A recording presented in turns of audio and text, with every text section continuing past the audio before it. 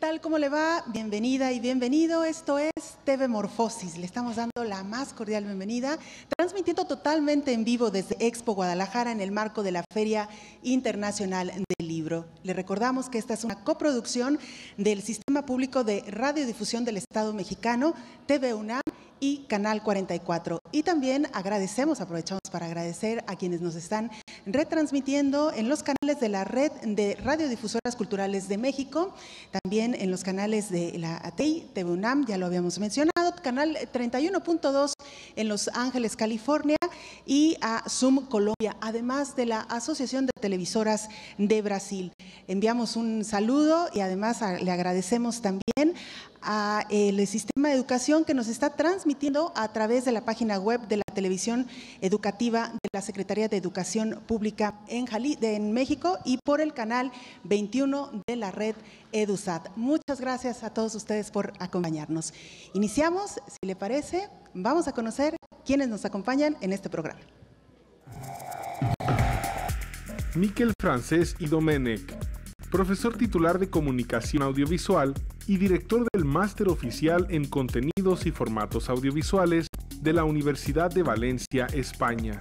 Ha sido responsable de la producción de numerosos documentales de divulgación científica y videos educativos. Entre sus principales publicaciones destacan la comunicación audiovisual, los documentales de naturaleza, vocabulario técnico de producción audiovisual y la producción de documentales en la era digital. En la actualidad, es coordinador de los servicios audiovisuales de las universidades españolas. Adelina Filigrana es diseñadora egresada del Instituto Tecnológico y de Estudios Superiores de Occidente, especializada en experiencia de usuarios a través de imagen y contenidos. Actualmente es directora de redes sociales de Televisión Azteca. Gustavo Lomelín Conejo es licenciado en Ciencias de la Comunicación de la UNAM. Se ha desempeñado como reportero, columnista y estratega de comunicación en diferentes grupos de medios informativos, impresos y radiofónicos. Ha sido director de Comunicación Social de la Secretaría de Salud, así como coordinador nacional del Instituto Federal Electoral. Actualmente es el director general de Televisión Educativa de la Secretaría de Educación Pública. Humberto González Weichelbaum, ingeniero en Comunicaciones y Electrónica del Instituto Politécnico Nacional, con maestría en Gestión de Negocios por el Instituto Tecnológico de Monterrey.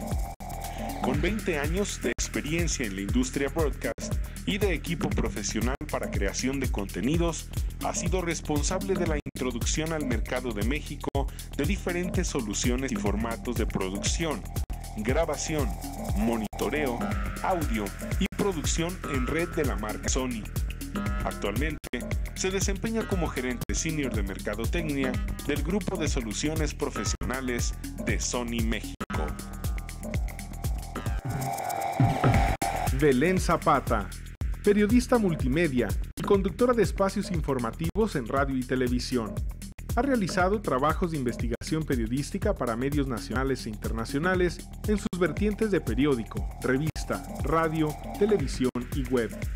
Como enviada especial, reportera y corresponsal, sus trabajos periodísticos se han publicado en medios como CNN México, CNN en Español, Localia Televisión, de Grupo Prisa en Madrid, España, Televisión Azteca, Animal Político, Público, Hoy Milenio Jalisco, Radiorama, Grupo Promomedios, Revista Obras y Revista Entrepreneur, entre otros.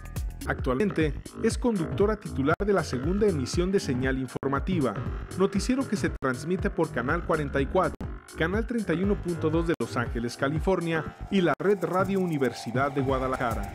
Para Belén Zapata, el periodismo es una forma de vida donde su parte favorita es la de retratar la realidad a través de las historias de la gente, del contacto con el entorno y el registro de los acontecimientos desde el lugar de los hechos.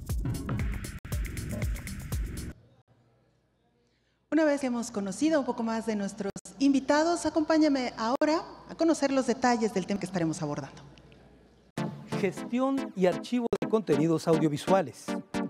Con la migración de la televisión analógica a la digital, la preservación de acervos audiovisuales ha demandado el desarrollo de proyectos de digitalización y remasterización de materiales, la generación de metadata para su correcto almacenamiento y posterior localización y la compra e instalación de repositorios digitales para administrar la información obtenida de estos procesos. Paralelamente, la industria audiovisual continúa desarrollando nuevos estándares y actualizando los existentes para optimizar y mejorar la calidad de la imagen y el sonido que son emitidos y que llegan a las pantallas de audiencias cada vez más exigentes e informadas. En este programa discutiremos sobre las soluciones y metodologías empleadas en la administración y archivo de contenidos digitales para una óptima gestión del acervo audiovisual con que cuentan los canales de televisión. Bienvenidos a todos ustedes, muchas gracias por acompañarnos y si los caballeros me lo permiten, vamos a iniciar con nuestra invitada de esta tarde. Yo quisiera preguntarle a Adelina, ¿cuánto contenido les llega a ustedes a través de las redes sociales y cómo es que se organizan en medio de esta avalancha de información? Cuéntanos, por favor. Bueno, primero que nada, muchísimas gracias por esta invitación. Vengo representando a Diego Leonel de Cervantes. Pero pues creo que en Televisión Azteca pues somos como parte de un equipo, toda la parte de contenidos con la parte social. En esto puntualmente que me preguntas, pues bueno, es muchísimo. O sea, ahorita nosotros estamos recibiendo aproximadamente de usuarios tanto, bueno, contenido de texto como contenido de imagen, como nunca te das cuenta que realmente la gente misma toma lo que ven en televisión y lo transforman y lo meten a plataformas como YouTube, lo meten a Facebook, lo meten a Twitter.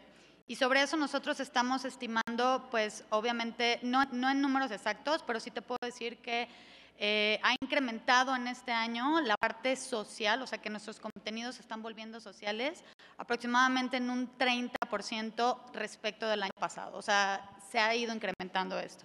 ¿Cuántos usuarios tienen actualmente que están siendo alguna de sus redes sociales? Bueno, en las redes sociales de Azteca como tal, Azteca Oficial, tenemos más de 1.800.000 seguidores, 1.800.000, perdón, seguidores en Twitter. Tenemos las redes sociales del 13, del 7, que también el 7 tiene arriba de 1.700.000. La del 13 pues también va creciendo, es ahorita una red nueva. Acuérdense que nosotros, pues bueno, tuvimos que llegar a la parte digital por una consecuencia y no tanto como una planeación. O sea, muchos medios nacen directamente digital, nosotros llegamos allá como consecuencia y pues seguimos preparándonos para todo esto que son pues la parte de los contenidos que los mismos usuarios piden solamente para esas plataformas. Bueno, pues ya nos contará más adelante de qué manera le dan salida a toda esta retroalimentación. Y hablando de retroalimentación, le queremos recordar que tenemos a su disposición nuestras redes sociales, en Twitter, @tvmorfosis, en Facebook, tvmorfosis, colocando además el hashtag tvmorfosis. Vamos a tratar, como lo hemos hecho en los programas anteriores, de dar salida a sus comentarios. Miquel, ustedes organizan otro tipo de información, la de las universidades españolas. ¿Qué hacen con estos contenidos y cómo los están organizando? Bien, nosotros, dado que somos una red, pertenecemos a una red amplia, ¿no?, de los servicios de audiovisuales de las diferentes universidades españolas, lo que intentamos es que tengamos toda una serie de programación, porque claro, no hay, a España en la actualidad hay pocas, o han habido pocas experiencias de televisión en abierto, en herciano, desde las universidades. La mayoría estamos emitiendo, la teledifusión española y su regulación de 2009 no permite la emisión a través de las ondas hercianas, digitales en este caso. Por lo tanto, las pocas experiencias que había se han recluido y estamos emitiendo en red. Generalmente trabajamos a partir de portales en Internet. Nosotros, en el caso de la Universidad de Valencia, nos adelantamos en 2008, hicimos un portal multicanal que es MediaUni, en donde tenemos una variedad de canales, 2 canales en activo, que es una radio y una televisión, y por otra parte está el canal Tribuna, que es el canal de los honoris causas, de los grandes personajes que pasan por la universidad, de las laudeatos que se hacen. Después hay un canal de cultura, un canal de ciencia, un canal de campus de excelencia que tenemos en la universidad, un canal de documentales, y un canal educativo, un canal que genera piezas para lo que es la educación y apoyo y soporte a la educación universitaria. Pero además, bastantes universidades están en estas políticas de tener en sus webs estos portales, estos canales. Ahora mismo, desde la CRUE, desde el Consejo de Rectores de las Universidades Españolas, que yo pertenezco a la Comisión de lo que son contenidos multimedia y contenidos audiovisuales, estamos intentando de hacer una red con red.es, en donde podamos estar unidos ya el conjunto de las universidades y tener un agregador propio. Muchas gracias, Miquel. Saludo también a Gustavo Lomelín, director general de la Televisión Educativa de la Secretaría de Educación. Revisando un poco los procesos que ha seguido este medio, nos dimos cuenta de que han involucrado muchísimo las nuevas herramientas tecnológicas. Cuéntanos, por favor, un poco de este trabajo que han venido siguiendo a lo largo de los últimos años. Sí, gracias, Belén. Buenos días a todos. Buenos días a TV Morfosis. Gracias por la invitación. Es un honor estar en este octavo evento, octava reunión, con una gran capacidad de convocatoria, sin duda alguna. Y bueno, Televisión Educativa en el 2000 encabezó los trabajos a nivel nacional para la creación de la norma mexicana de catalogación de acervos videográficos. Me gustaría presentar un video de todo lo que hemos hecho aquí. Adelante, video 2, por favor.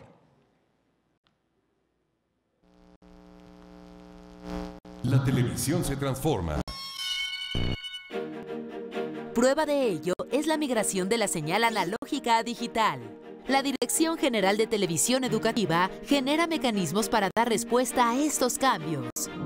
La responsabilidad tiene con las 1000 series educativas propias que resguarda y que forman parte del patrimonio cultural del país. La han llevado a realizar la migración a un soporte digital para asegurar su conservación y facilitar su uso. Para ello, fue necesario unificar la descripción de materiales a nivel nacional para hacer posible su consulta, difusión e intercambio. Todo empezó en el año 2000, cuando la DGTV encabezó trabajos junto con otras instituciones para dar nacimiento a la norma mexicana de catalogación de acervos videográficos. Para el año 2003, Televisión Educativa empezó a digitalizar su acervo únicamente con fines de transmisión y consulta. Al día de hoy, además de cumplir con estos objetivos, el 80% del acervo de la institución se conserva de forma segura en un repositorio digital, consiguiendo transmitir anualmente 39.500 horas para un total de 76.000 programas aproximadamente. Cada programa de este acervo pasa por un proceso de calificación, clasificación y catalogación, con lo que se conforma una metadata que permite el rápido y eficiente acceso al acervo audiovisual educativo de la institución. El uso de esta plataforma digital ha optimizado los flujos de trabajo en la postproducción de videos, la documentación videográfica y la generación de parrillas digitales para su transmisión. Actualmente, los sistemas digitales obedecen al cambio que los tiempos requieren, desde la grabación y transmisión hasta la conservación de los contenidos audiovisuales. Con ello, se consigue poner a disposición de México y el mundo un acervo educativo y cultural indispensable para poner a un país en movimiento.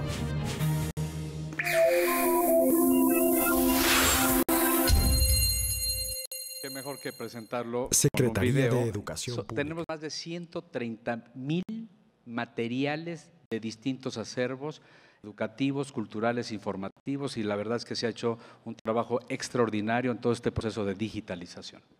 Y bueno, ya nos contará a detalle más adelante precisamente cómo organizan toda esta información. Y bueno, saludábamos también ya al inicio de este espacio a Humberto González. Humberto, se ha hablado aquí principalmente de contenido, se ha hablado de audiencias, se ha hablado también de cómo enfrentamos todos estos retos de la hiperconectividad. conectividad. Desde la parte tecnológica, Sony, ¿cómo está enfrentando esta nueva era? Bueno, antes que nada quiero agradecer yo también la invitación. Algo que nos hemos encontrado visitando diferentes canales, instituciones de gobierno y en general todos aquellos que producen contenidos en México, es que hemos visto que se están perdiendo muchos contenidos. ¿A qué me refiero con esto? En el pasado el proceso propio del archivo estaba implícito en el momento de la captura. A lo que me refiero es que cuando yo capturaba algo en película o capturaba algo en cinta, la propia película o la propia cinta me servían para posteriormente almacenar esos contenidos por un largo tiempo, ¿no? Sabemos que existen videotecas que tienen con materiales con más de 30, 40 años y archivos de cine que tienen contenidos hasta de 100 años, ¿no? Cuando estamos ya migrando a medios digitales de captura, principalmente aquellos que no capturan en una cinta, nos estamos topando con que gran cantidad de contenidos se están perdiendo. Algo que no se sucedía en el pasado es que los usuarios tuvieran que determinar si tenían que archivar o no un contenido, porque la propia cinta la llevaban a una librería, ¿no? En la actualidad tienen que discriminar cuáles son los contenidos que tienen que archivar de forma permanente y cuáles se van a perder, desgraciadamente, ¿no? Entonces, este es un punto que desgraciadamente también no se considera mucho cuando se está planeando la producción de los contenidos. Es decir, esta etapa del archivo, que es la preservación del acervo, en muchas ocasiones no es considerada de un inicio, ¿no? Y obviamente pues esto implica que se generan costos adicionales que no fueron planeados en un inicio cuando se planea una producción en particular, ¿no? Hay muchas alternativas, obviamente creo que es parte de lo que vamos a platicar más adelante, pero existen alternativas para poder mantener estos contenidos por un largo tiempo. El esfuerzo que está haciendo la DGTV, por ejemplo, es muy importante. Sin embargo, ya tenemos que pensar también en nuevas alternativas para almacenar estos contenidos, ¿no? Y sin duda alguna queremos conocer cuáles son esas alternativas para quienes nos hemos dedicado durante algunos años a la grabación, no solamente de programas, sino también de contar historias en la calle, ir por ellas. Y creo que aquí, Adelina, espero no meterte en camisa de 11 varas, pero sí me gustaría preguntarte cómo hace un medio como Televisión Azteca precisamente para equilibrar este tránsito del cassette, de la cinta, que por cierto lo veíamos ahí en pantalla y que muchos de los jóvenes que ahora nos están viendo quizá ni los conocen, pero así se grababa antes. ¿Cómo hacemos para que esta reutilización de cassettes que se tenía anteriormente en las televisoras y que se podía de alguna manera ordenar mejor la información, hoy hay un espacio casi que indiscriminado? Antes teníamos un cassette para salir a grabar y te decían tienes una hora para grabar, y si no grababas lo que tenías que grabar en esa hora, estabas frito. Hoy tenemos N cantidad de horas, las que tú requieras para poder, casi las que tú requieras para poder grabar. ¿Cómo ha resuelto esta situación TV Azteca? ¿Cómo han enfrentado este nuevo modelo de almacenamiento también de información? Bueno, primero que nada, nosotros nos dimos, cuando nosotros llegamos a esa parte de la nueva cabeza de digital Azteca, llegamos obviamente a decirle a la gente que estaba ahí detrás justo de la parte de las grabaciones que desgraciadamente la televisión se sigue concibiendo como una programación lineal en muchos aspectos. O sea, todavía, digo, nosotros aquí, y veo que la mayoría de la audiencia pues son jóvenes, que sabemos que pues nosotros no nos esperamos las 12 del día para que haya X o Y programa, o no estamos a las 8 de la noche así esperando que nos den el contenido que la televisión nos quiere dar. O sea, la televisión todavía se concibe como algo lineal. Pero nosotros justo estamos enfrentando ahorita la transformación de decir, no, a ver, allá afuera hay gente consumiendo muchísimas horas de contenido a la cual tú no estás llegando porque no lo estás haciendo. Entonces, lo que nosotros empezamos a hacer justo con la parte de los contenidos que actualmente tiene Azteca es tratar de complementar alrededor de eso con diferentes temáticas para diferentes audiencias y diferentes nichos, que son justo las personas que están ahorita buscando el contenido en el momento en el que ellos desean. Entonces, no te tienes que esperar a tal hora para ver tal o cual. Y entonces lo que hacemos es entregar este contenido a diferentes plataformas, o sea, lo mandamos a Twitter, lo mandamos a Facebook, lo mandamos a YouTube, lo programamos de modo que las audiencias estén ahí, pero ya se está realizando. O sea, definitivamente, como dices, antes no se hacía, o sea, todo era muy de esto aquí y estas horas aquí, entonces, ¿qué tenías? 24 horas de programación. Ahorita ya no. Ahorita yo te puedo decir que en un proyecto que nos encargaron todavía unos meses atrás, nosotros ya estábamos entregando por lo menos 100 horas de contenido diarias distribuidas a diferentes plataformas. Y ustedes dirán, pues, bueno, es que Televisión Azteca todavía es como muy poquito para el gran monstruo que es. Sí, pero es seleccionado también, porque no puedes llegar y vomitar el contenido tal cual, disculpen la palabra. O sea, tienes que curarlo de modo que de verdad a la audiencia le sea algo relevante. Entonces, es 100 horas de contenido muy bien curadas, muy bien metadateadas y deliberadas a esas plataformas. Miquel, TV Azteca pues es un consorcio, hay cabezas, hay direcciones, pero en el caso de ustedes pues, están conformados por una cantidad importante de universidades, donde hay rectores, donde cada quien decide también en muchas ocasiones qué tipo de producción realiza. ¿Cómo consiguen la convergencia de todos estos contenidos?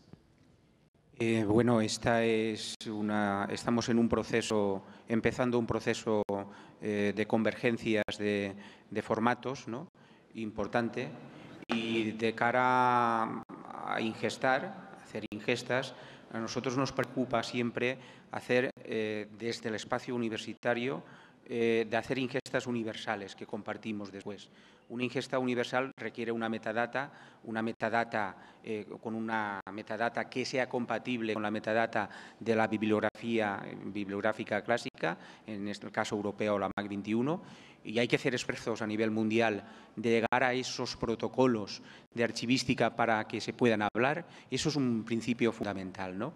Es decir, esa convergencia de formatos, esos formatos tecnológicos, estamos hablando ahora de formatos tecnológicos y de códex, ¿no? Que son familias y muchas familias, debemos de intentar, porque claro, las universidades producimos diversidad de formatos. Una televisión tal vez que emitan en P4, en un códec determinado, etcétera, etcétera. Nosotros lo tenemos un poco más difícil. Y ante eso, lo que intentamos hacer, y en la mayoría de los casos y encuentros que estamos, ¿no? Yo estuve no hace mucho en la fonoteca de aquí de México por el tema de los formatos, y mirar cómo la fonoteca mexicana se digitalizaba y pasabais a lo que es la mediateca. Es muy importante, ¿no?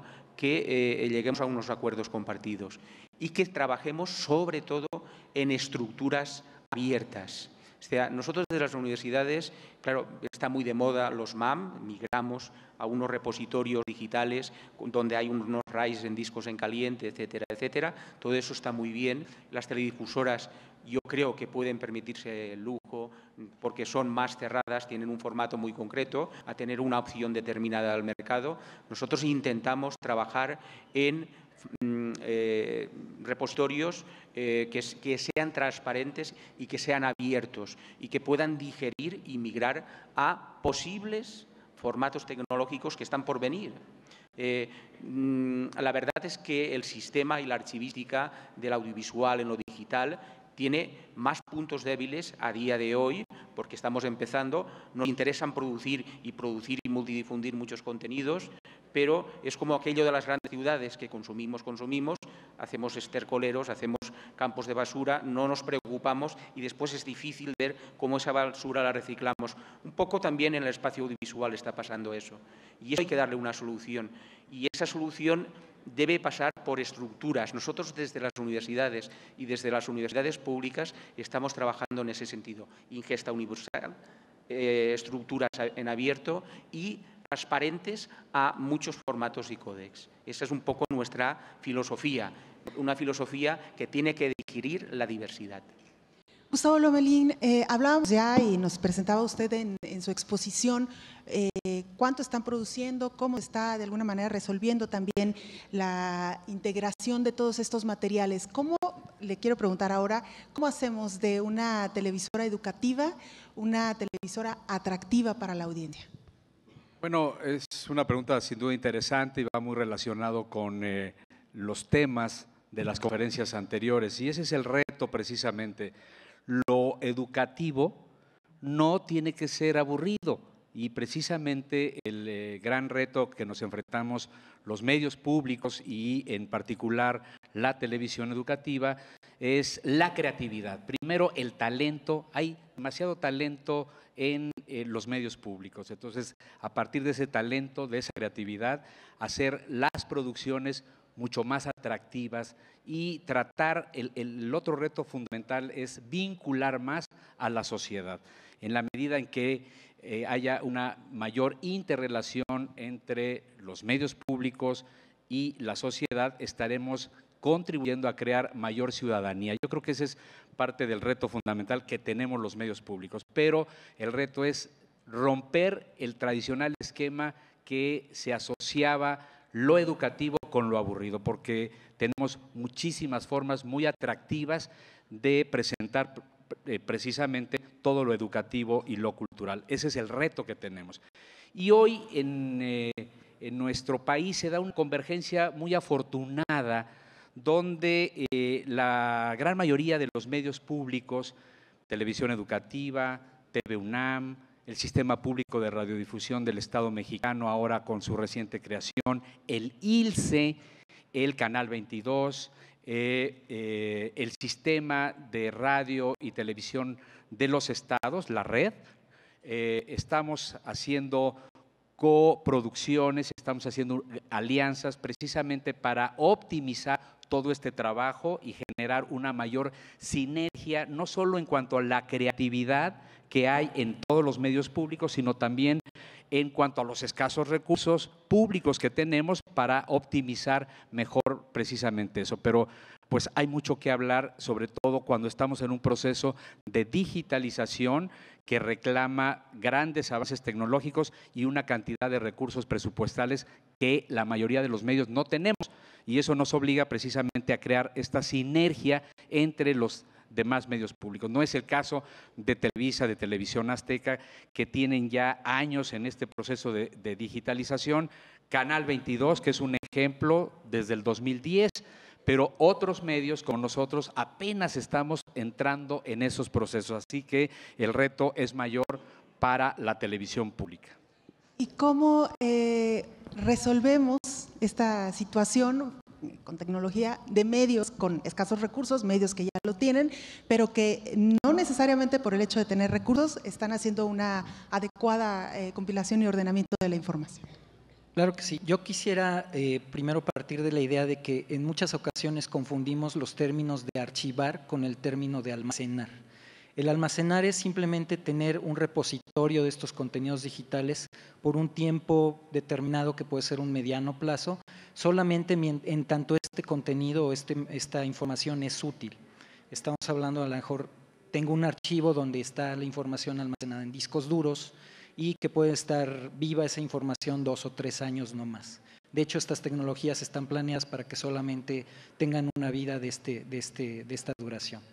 Pero tenemos que pensar mucho más allá, ¿no? En realidad las videotecas, cuando hablamos de una videoteca o de una filmoteca, estamos hablando de contenidos que tienen que preservarse al menos 50 años o 100 años, ¿no? Este es el punto que yo decía hace un momento, que se soslaya un poco, ¿no? Se olvida, se deja de lado, porque tradicionalmente no se tenía que considerar en el momento en que yo tenía que empezar a capturar mis contenidos, ¿no? Entonces, en ese sentido, tenemos como que dos situaciones que se están presentando. Por una parte es los contenidos nuevos que se están generando en estos medios digitales. Ya mis colegas mencionaban la cantidad de información que se está generando. De hecho, en la actualidad, por ejemplo, un medio como YouTube, que es muy popular, se suben alrededor de 100 horas de video cada minuto, ¿no? Entonces, si eso lo llevamos a lo que se hacía en el pasado, podemos decir que en un mes YouTube genera más contenidos de lo que generaron las grandes cadenas de Estados Unidos en los pasados 30 o 40 años, ¿no? Es decir, la cantidad de información que se está generando es muy grande, ¿no? Y pues hay que considerar cómo vamos a hacer que estos contenidos permanezcan, porque la mayor parte de ellos están almacenados en medios digitales que no están diseñados para durar 30, 40 o 50 años o mucho más, ¿no? Entonces, este es un costo que parece que no nos hemos dado cuenta todos, lo estamos pasando un poco de lado y lo que tenemos que hacer es pensar qué va a suceder, ¿no? Por otro lado están los contenidos que ya existen en medios digitales, lo que ya se tiene en cintas, pueden ser analógicas o digitales. Para dar un ejemplo, solo la marca Sony ha vendido alrededor de 800 millones de cintas en los últimos 40 años, ¿no? Si pensamos que a lo mejor un 3 o 4% de estas cintas todavía son utilizables y tienen que ser archivadas, estamos hablando de pues, prácticamente 30 millones, 32 millones de cintas que tienen que migrarse. ¿Y por qué tienen que migrarse? Porque ya la cinta no es un medio viable como un medio definitivo de almacenamiento. ¿A qué me refiero? El último formato de cinta, de hecho, que se desarrolló, por ejemplo, tiene 8 años y hace 8 años que nuestra marca, por ejemplo, no genera ningún nuevo formato en cinta, ¿no? Entonces, realmente estos contenidos que están en cinta, sí, van a durar 20, 30 años, pero realmente estamos listos para que duren 50 o 100, que es lo que se debe de buscar en una videoteca.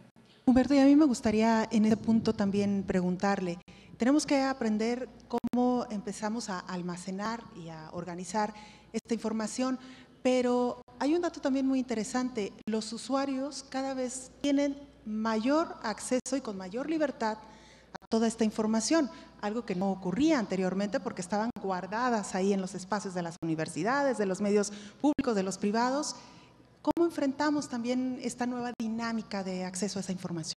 Sí, justamente esta es una gran ventaja, ¿no? En el pasado los archivos, en realidad para los canales de televisión, para las instituciones de gobierno, eran más un costo que generar un beneficio, ¿no? Ahora con la posibilidad de distribuir todos estos contenidos, realmente se tiene una nueva alternativa para, por un lado, generar los recursos necesarios para poder hacer este archivo permanente que se debe buscar y obviamente, por otro lado, pues poder capitalizar estos contenidos, ¿no? En ese sentido, creo que la metadata es muy importante, es decir, tener muy claro qué es lo que se tiene almacenado y dónde, para que pues, los usuarios puedan tener acceso a ellos, ¿no? Y bueno, en cuanto a plataformas, se ha discutido varias de ellas a lo largo de las pláticas del día y creo que en ese sentido pues, se puede hablar más adelante. Ellos seguramente tendrán una opinión. Permítanme nada más antes recordarle las formas de hacer contacto a través de las redes sociales, en Twitter, @tvmorfosis, en Facebook tvmorfosis, colocando además el hashtag tvmorfosis. Tenemos ya algunos de sus comentarios. Alex Garwolf nos dice, ¿qué tan accesible es para la audiencia la digitalización? ¿Quién nos ayuda? Tal vez pueda ser Miquel, tal vez pueda ser Humberto. Humberto, yo creo que pudiera ayudarnos con esta respuesta. Ok, bueno, cuando hablamos de digitalización, en sí estamos hablando de convertir una información, no necesariamente video, puede ser audio, pueden ser fotografías, etcétera, a un medio digital. No voy a entrar en tecnicismos, pero finalmente, en realidad, prácticamente todos los contenidos que se generan en la actualidad son en medios digitales. Es decir, la digitalización ya es accesible prácticamente a cualquier persona. Ahora tenemos cámaras de muy accesibles que de hecho ya generan contenidos digitales. Lo que hay que pensar es cómo voy a archivar mis contenidos. Eso es lo importante. Gustavo. Bueno, quizá nada más presentarles una lámina, lámina 1, que creo que puede ser ilustrativa del proceso de digitalización que estamos viviendo a nivel internacional. El reto mundial, precisamente, de la gestión de archivos es transitar hacia la televisión digital terrestre y pues ahí tienen ustedes cómo en la mayor parte del mundo se viene realizando este proceso de digitalización en esta coyuntura de transición digital que tenemos y en Europa pues prácticamente está por concluir ya todo este proceso que ha durado en promedio más de 8 años. Y en Latinoamérica la transición pues apenas empezó hace algunos años. En México tenemos prácticamente del 2008 a la fecha, pero la fecha límite, aquí se han manejado algunas, pero la fecha oficial para este proceso de transición hasta el día de hoy es diciembre del próximo año. Entonces, este es el reto que tenemos en todo este proceso de digitalización en nuestro país. Miquel, se ha hablado precisamente del caso europeo. si ha funcionado o no ha funcionado, un poco con el hecho de que nos lleven ciertos años de ventaja en estos procesos de digitalización. ¿Qué podemos aprender de la experiencia española, por ejemplo? Bueno, yo creo que de la experiencia española podemos aprender muchas cosas de lo que no se debe hacer, ¿no? Es desigual, todas las migraciones son desiguales y en función de las culturas, de los estados y tal. El sur de Europa, y ahí estaríamos situados nosotros un poco, aunque también es diferente, esa digitalización lo ha hecho de una manera, pero de manera diferente, ¿no? Porque en el caso italiano, después de la digitalización, ellos con la televisión herciana, analógica, ya hicieron una eclosión de canales, ¿no? Hubo muchos canales y se dieron cuenta que con más canales antenizados no daban más calidad televisiva. Entonces, un poco esa enfermedad ya la pasaron, ¿no? Nosotros, pues no, teníamos unos canales bastante restringidos en lo analógico y en lo digital dimos rienda suelta y aparecieron muchísimos canales. Con ello, en un principio aparecieron canales de líneas editoriales diferentes, por aquello de que la pluralidad informativa estuviera garantizada y tal, pero después, a medida que fuimos avanzando en la digitalización, el cerco estuvo ahí y hoy en día hay un duopolio claro a nivel privado, Mediaset y Antena y A3 Media, ¿no? Entonces, estos grupos tienen muchos canales, ocupan muchas frecuencias y esas frecuencias que ocupan son, creemos, excesivas, ¿no? De hecho, Europa ahora mismo está ya en la política de los dividendos digitales. Lo voy a explicar eso, porque eso qué es, dividir qué es. Se llama restar. Es decir, nosotros estamos en la multiplexación digital ya en todo el espacio europeo. El compañero comentaba los tiempos de América, pero los tiempos de Asia son más lejanos. Hasta el 2030 no vamos a entrar en la digitalización total, contando con Asia, Tailandia, en fin, toda una serie de tal que están en la parte final, en la cola, ¿no? Nosotros tenemos una norma europea que es el DVB europeo y que pronto vamos a evolucionar al DVB2 justamente porque tenemos que multiplexar más para en un espacio de una frecuencia de UHF meter más canales. Ahora podemos meter 4 programas si son de vídeo estándar y si es de vídeo en alta definición, 1080, no 4K, claro, porque eso está por resolver en la segunda, en el 2.0 de las normas, que van a venir en todas las normas, en las 4 normas, 5 normas del mundo, ¿no?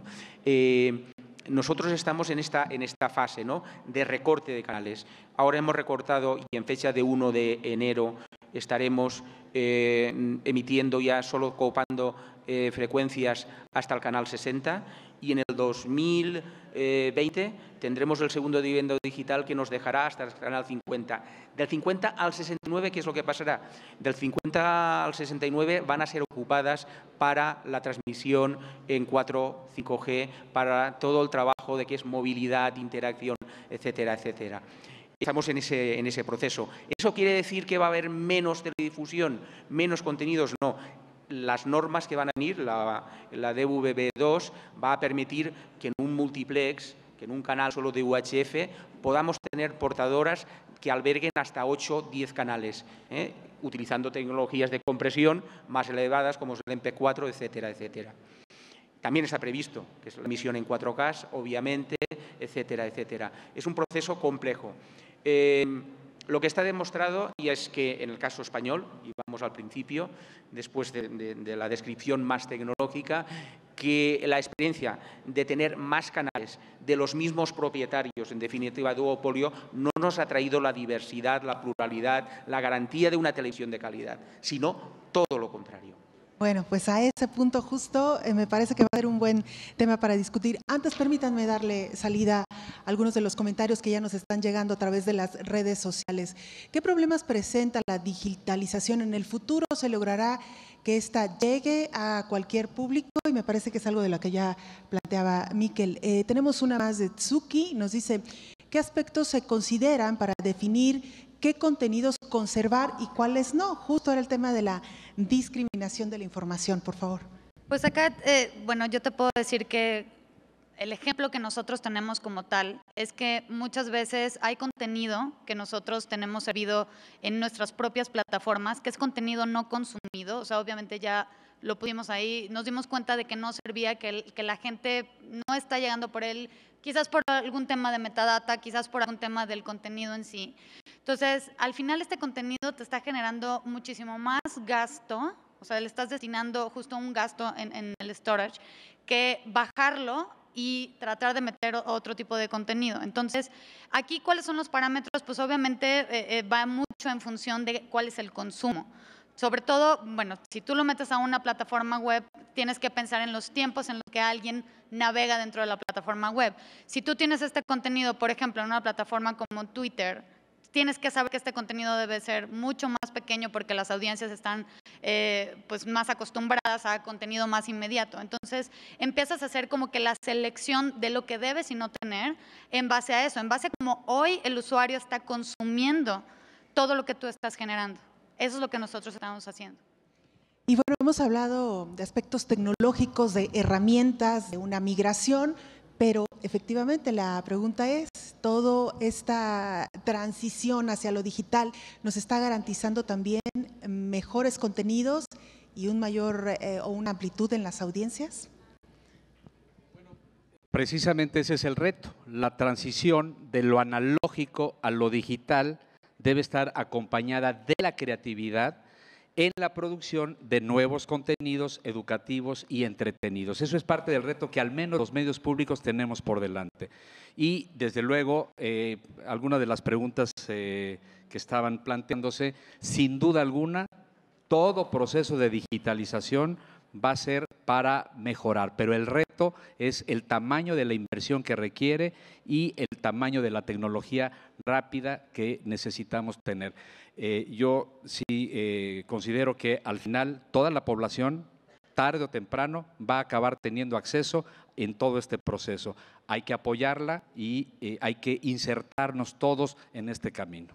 Gustavo, hace unos minutos, en la hora pasada, nos dejaban un poco el balón en la cancha respecto a lo que está haciendo el gobierno argentino con sus medios y también con cómo están utilizando toda esta plataforma para llegar a los niños principalmente, ¿no? Nos contaban, por ejemplo, esta distribución de herramientas para que ellos puedan acceder a nuevos contenidos, pero que exista además también una retroalimentación, que se puedan usar estas nuevas herramientas para retroalimentar información.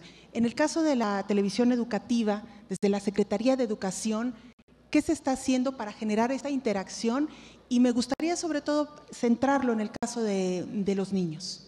Bueno, en televisión educativa tenemos años trabajando precisamente todo este proceso, no solo a través de telesecundaria, de telebachillerato, sino de la programación de contenidos no curriculares, donde se incorporan muchos contenidos infantiles y desde luego es muy plausible y hay que reconocer el trabajo que está haciendo Argentina en este esquema. Son un buen ejemplo a seguir, sin duda alguna, y hay que reconocer a Tristán Bauer ese trabajo que están haciendo allá. Felicidades.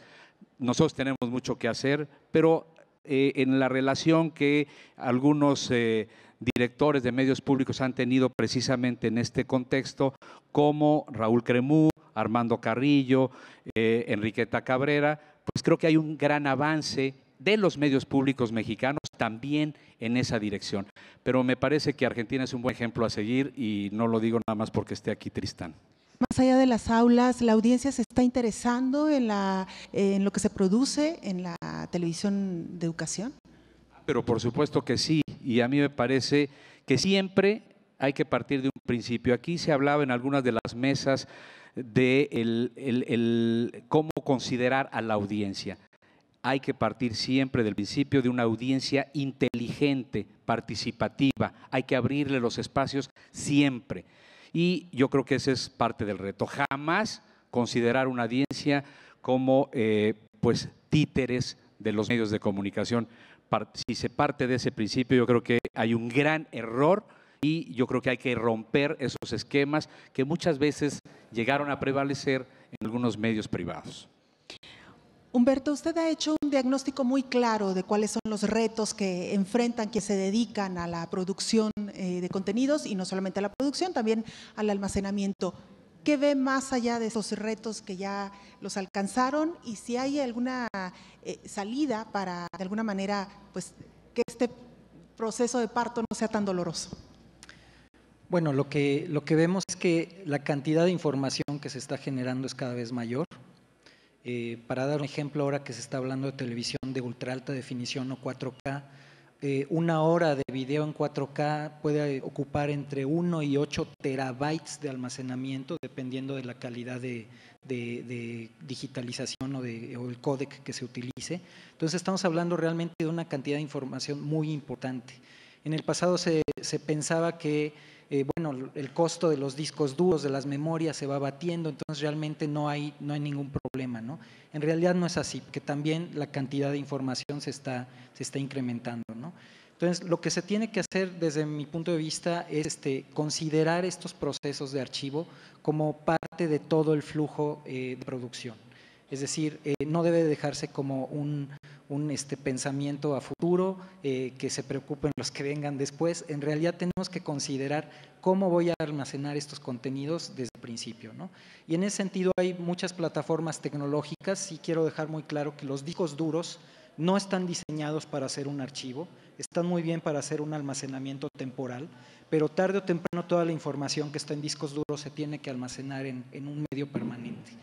Prácticamente el 90% de la información que existe hoy en el mundo está en medios magnéticos, y los medios magnéticos definitivamente pues son perecederos, ¿no? Entonces hay que pensar cómo se puede almacenar estos contenidos a futuro. ¿Cuáles serían esos sitios seguros, por ejemplo? Bueno, hay diferentes alternativas. Por ejemplo, una alternativa muy interesante son los medios ópticos. Los medios ópticos que en realidad son muy poco utilizados en la actualidad para este archivo permanente, por ciertas características tecnológicas que todavía no llegan digamos que a equipararse a los medios magnéticos, como puede ser la velocidad, etcétera, pero los medios ópticos es una muy buena alternativa, ¿no? Muchas gracias, Humberto. Damos lectura a algunos de sus tweets y entramos ya prácticamente a la parte de las conclusiones. Nos dice Ryuk, México en algún momento podrá competir ante el mundo con su propio contenido para niños. Si no lo pudieran responder durante las conclusiones. Continuamos con uno más. Rafareto nos dice digitalización, plataformas de contenido no consumido al alcance de todos. Es una pregunta que nos hace Rafareto. Tenemos uno más. Si les pedimos a nuestros compañeros, si no lo pueden poner en pantalla. Indapati nos pone ahí una serie de números. Ahí estamos. Esperemos ver mejores contenidos. Ya no lo alcanza a leer, pero tenemos uno más. Esperemos ver mejores contenidos en cuanto a lo que requiere la digitalización. Lamentablemente, lo que no vende no se transmite, es lo que nos dice Inapatli. Y Abraham GD nos dice, ¿realmente la audiencia y las televisoras están listas para una digitalización a pesar de las carencias culturales? Creo que parte de esto ya se ha venido respondiendo. Tenemos uno más. Parece ser que son todos. Ahí está Flores Martín. Teniendo en cuenta que la información se duplica, ¿cómo se discrimina lo que no vale la pena archivarse? También ya no lo comentaban en una de las respuestas anteriores. Entonces, ¿dónde quedan los parámetros educativos y culturales si el consumidor no elige ver este tipo de contenidos? Me parece que tenemos ya material suficiente para, creo que también ya lo habíamos leído, para hacer conclusiones. Miquel.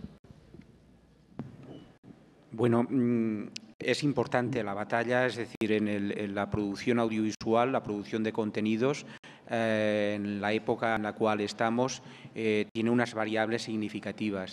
La cadena de producción, la cadena de valor, tiene unas debilidades y tal vez las debilidades más importantes y unas fortalezas que ahora hablamos, las más importantes están tal vez en este proceso de almacenaje y de postproducción final, este proceso de ingesta, de ordenación, de archivo, etcétera. Tal vez estén ahí porque vamos en busca de ese material, de ese formato físico que nos dé más durabilidad en el tiempo. El acetato no ha estado superado con el óxido de hierro, ¿no?, de las cintas o de otros metales. Eso es una época que tenemos que digitalizar porque vamos a perder todo lo que está con ferrita, que duda cabe, y los inicios de lo digital son muy frágiles. Las cintas, podíamos cortar los drops, en lo cinematográfico o en el acetato podíamos cortar fragmentos, enlazar. Cuando estamos en lo digital es muchísimo más frágil todo. Perdemos un disco, hemos perdido toda la información por redundancias cíclicas. ¿Y eso por qué? Porque no tenemos, como bien comentaba el compañero de Sony, porque no tenemos aún formatos robustos físicamente hablando. Formatos robustos que igual tendremos que ir a los orígenes, tendremos que ir a los orígenes de lo que fue la fotografía, los cristales, etcétera, etcétera. Tendremos que ir a esas cerámicas. Hay investigaciones bastante avanzadas en estas líneas. A partir de estos momentos la codificación binaria en 1-0 será robusta. Hoy por hoy no es robusta. Por lo tanto, ¿qué es lo que hay que hacer? Redundarla las máximas veces que podamos, redundarla, no tener un backup único. Tener un backup, sí, único, donde tú vives, donde tú estás, por proximidad, etcétera, pero otro más allá. Tener diferentes, tal. Muchas y por gracias. supuesto, y acabo, y por supuesto, todo lo que está en ferrita, migrarlo lo antes posible, porque si no se va a perder. Muchas televisiones importantes, empezando por Televisa, acabando por Televisión Española, han perdido Miquel, se nos acabó la el tiempo. radiotelevisión. Muchísimas gracias, Miquel. Adelina, un minuto, por favor. Claro que sí. Bueno, en la parte de las conclusiones a mí me gustaría puntualizar mucho el hecho de que, pues sí, realmente hoy por hoy, y más que nada por esta audiencia que me toca ver en este momento, me toca ver a personas que seguramente no ven tampoco televisión abierta y que están buscando diferentes tipos de contenidos, pues justo en las redes sociales, justo en la parte de internet, que ellos no tienen como tal algo que los llene que está dando la televisión. Entonces, lo importante aquí también es escuchar a las audiencias para generar sobre todo el contenido que ellos están buscando. Y no solamente eso, o sea, también me voy mucho a la parte de hay que ser escépticos de plataforma, debido a que actualmente mucho del storage que se hace de los contenidos pues es sobre servidores que son internos, con players que son internos como tal y que a veces no se pueden consumir en dispositivos móviles. Entonces, es estar en donde están las audiencias, que en este caso muchas de ellas pues están en las redes sociales, y escucharlas para generar el contenido que necesitan. Muchas gracias, Adelina. Gustavo Lomelín, un minuto, por favor. Gracias. Sí, la transición de lo analógico a lo digital debe estar acompañada de la creatividad en la producción de nuevos contenidos educativos y entretenidos. Ese es el reto que tenemos. Informar, al final, es educar de una manera mucho más entretenida. Y buscamos aumentar nuestra audiencia con programas que generen valor al ciudadano para construir ciudadanía. Los medios públicos, el reto que tenemos es ser medios de Estado. Al final, más allá de posiciones de gobierno, posiciones políticas y partidistas. Creo que este es el otro reto que tenemos por delante. Muchas gracias, Humberto González. Sí, bueno, simplemente recalcar que no hay que olvidar que almacenar no es lo mismo que archivar, que se tiene que considerar este proceso de archivo desde el inicio del proceso de producción para que no haya estos costos adicionales asociados posteriormente, y que el almacenar en una cinta, como mencionaba Miquel, finalmente no es la solución final. La realidad es que ya no se están produciendo nuevos formatos de cinta. En menos de 10 años ya no va a haber posibilidad de reproducir muchos de los contenidos que están en cinta. Entonces es muy importante que se empiece a preparar quienes generen contenidos para este proceso. Muchísimas gracias. Gracias a los 4 por habernos acompañado en este programa. Y muchas gracias a usted. No se vaya, está en TV Morfosis.